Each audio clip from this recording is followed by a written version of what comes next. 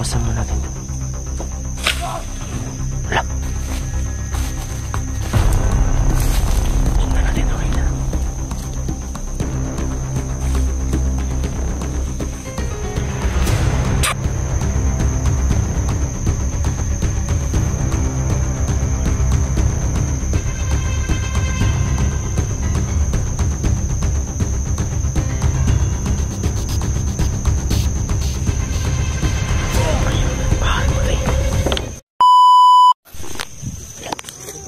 Lagi tol. Ito. Lagi tol. May parang nakita tayong bata. Parang isang lalaki dito na nung klaseng nila lang doon na pinatay na yung bandino na kalaban natin. Parang yung nakita ko kay Eric mga tulo na parang ita. Pero di ko sure. Ay, hindi yung ginagawa niya. Hindi ako sure na ita talaga to kasi hindi masyadong maitim to. Yung ano niya. Huwag muna nating bulapukin o yan muna natin baka may gagawin pa to. Yan o, yung ginagawa niya. Tignan mo natin mo to. Grabe. Grabe. Sobrang namanghala ako mga tol kasi first time ko lang makita itong ganitong klaseng tao na to. Grabe yung ginawa ko. Grabe.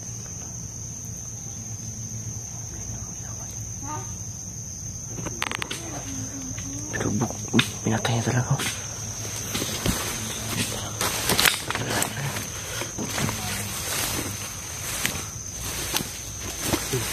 Ito siguro yung ita na kasama ni Eric.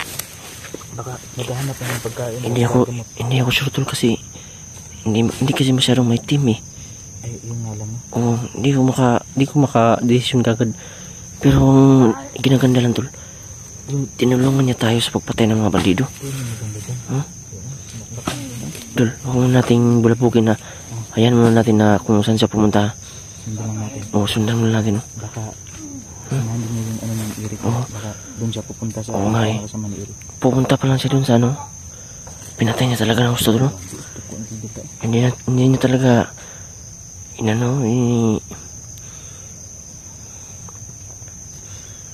hindi niya talaga malaki yung galit niya sa mga tinan no? Tingnan mo yung hindi lapan ng maayo. Ayan mga tanong. Sundan lang muna natin tong lalaking to baka may ibang plano tong ginagawa no? Pero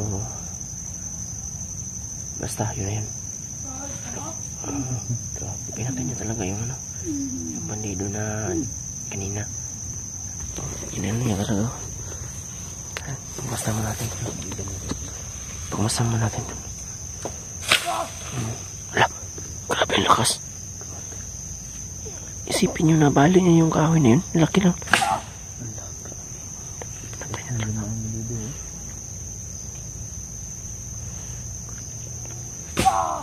Wala.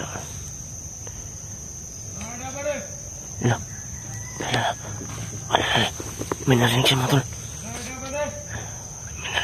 May narinig siya. May bandido na nagsabi na mayroon siya narinig. Tara tol, sundan na tol. Saan kayo pupunta no? Baka may ibang plano na naman. Marami pang bandido sa paligid pero kailangan natin sundan ito mga tol. Ayan o.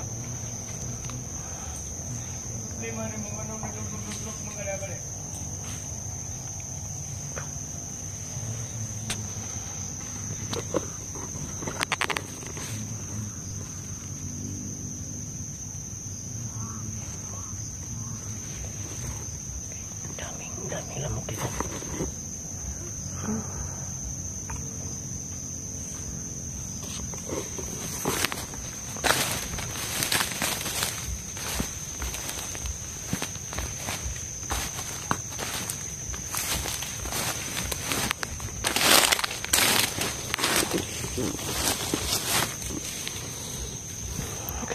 Sundan natin okay na.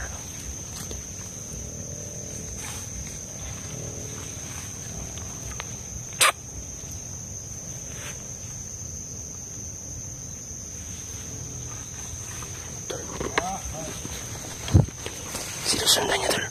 Sinusundan niya. Sundan natin ano gagawin niyang ita na to. Yung lalaking ito.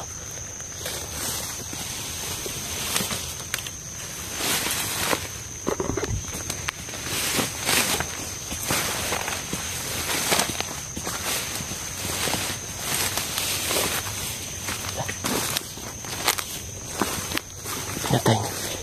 Pinatay niya yung ilaw ang ginawa ng bandido. Pinatay niya yung ilaw, no?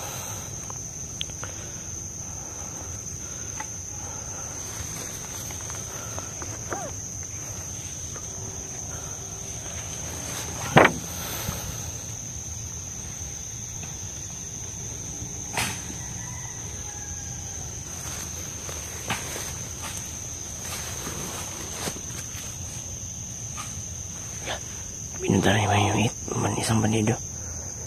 Parang may gagawin kakaiba tong lalaking to. Wala. Parang may plano itong batang to. Papatayin natin niya itong bandido na to.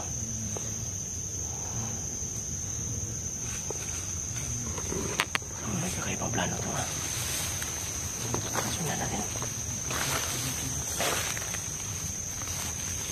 Kakaibang plano to.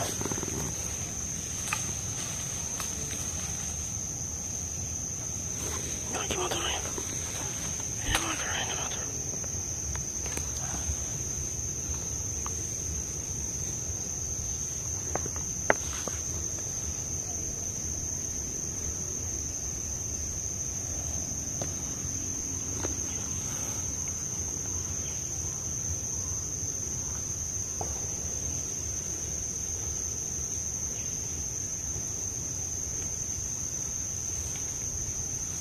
Ayun, pahal, patay. Patay tol. Patay naman. Patay. Pinapatay niya naman tol.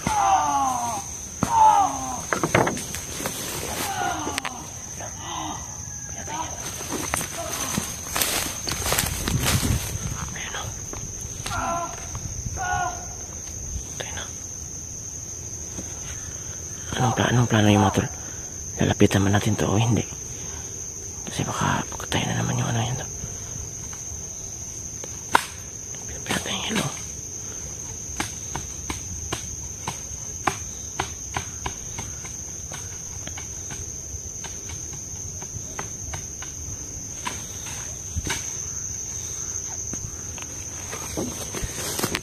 Grabe.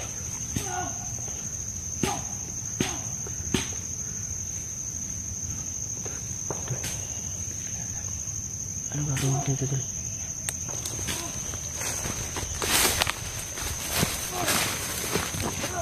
Lalapitan ba natin yung bata? Yung lalaki naman hindi. Baka tapihin tayo. Oo nga eh. Yun din yung nasa isip ko eh. Baka takihin tayo eh. Kakausapin natin o. Sundan lang muna natin. Natin o. Hindi pa niya tinitikilan yung bandido tol.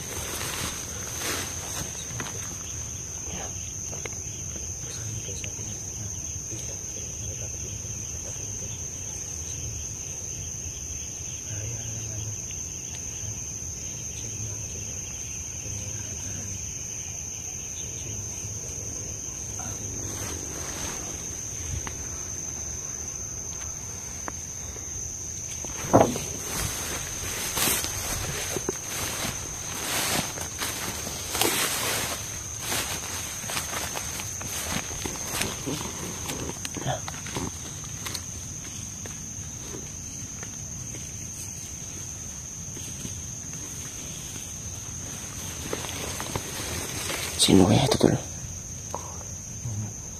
Hindi ko kilala ito. Huwag na muna natin kausapin tol. Ayan na muna natin. Ayan na muna natin baka Pahamak tayo ba dito? baka may ibang plano to. Baka sa susunod. Pero yung plano namin mga tol, magpapagabihin dito para dito na kami matutulog ni idol natin kasi para mahanap natin si Eric ng mabilis. Hindi na kami uwi mga tol kasi sobrang layo pa. Pero natatakot kami kasi may nakita kaming parang bata na ita eh. Pero di ako sure kung ita to kasi hindi naman maitim eh. Ang klaseng nila lang to eh. Sino? Tol, huwag na tayo umuwi, tol.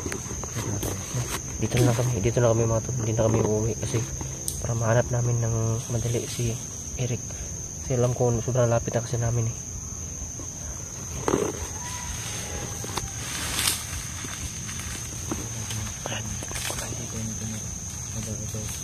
Yung bilang sa luwang nito. So, sabi nila, hindi ko lang dapat nakatulog sa ulat ng sinusundan ng balita.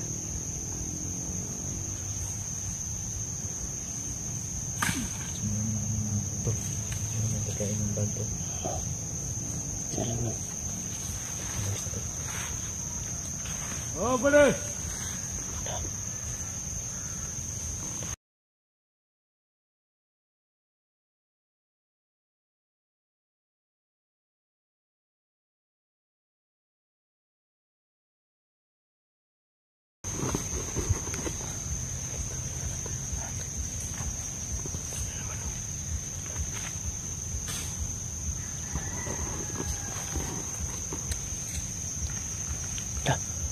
Umalis na tol na.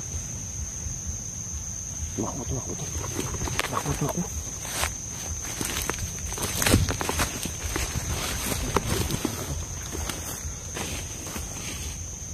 Parang alis na si tol. Alis na yung mata yan.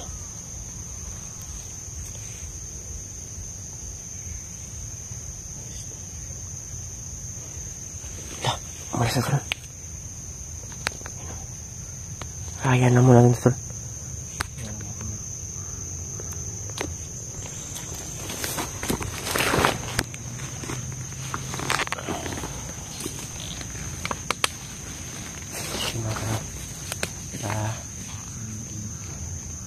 Dito na kami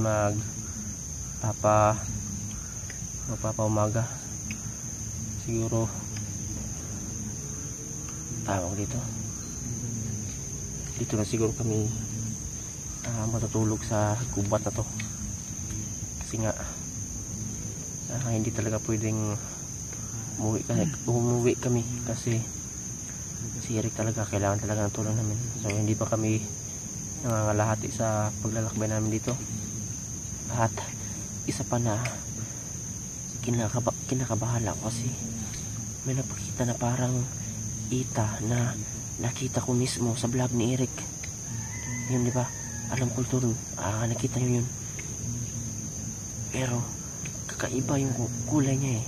Alam niyo ba mga tol? Dalawa na kalaban natin na bandido yung tinapos ng ita na yun. Pero hindi tumagal mga tol. Pag lipas ng dating ng takip silim, bigla lang siyang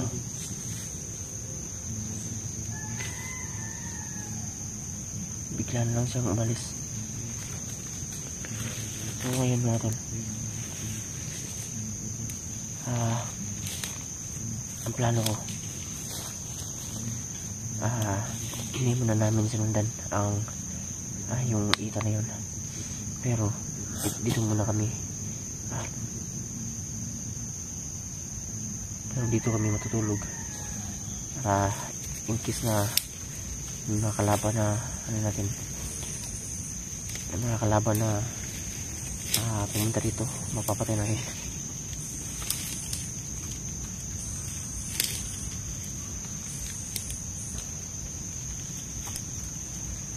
May nagsasalita pa doon.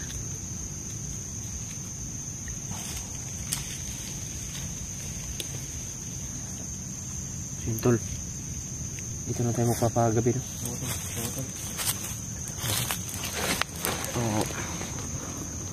Tol Eric, tol, kung makita mo man tong video namin, huwag kang magwala ng pag-asa tol, paparating na kami. At ayun, dito na kami matutulog tol para sa iyo. Marami kami dalang pagkain dito sa bag ko at saka tubig na rin. So may nakita kami na ita tol, malaki yung chance na ano ka na namin maligtas kasi may tumulong sa amin ngayon tol. Hindi pa namin kilala kung sino yun.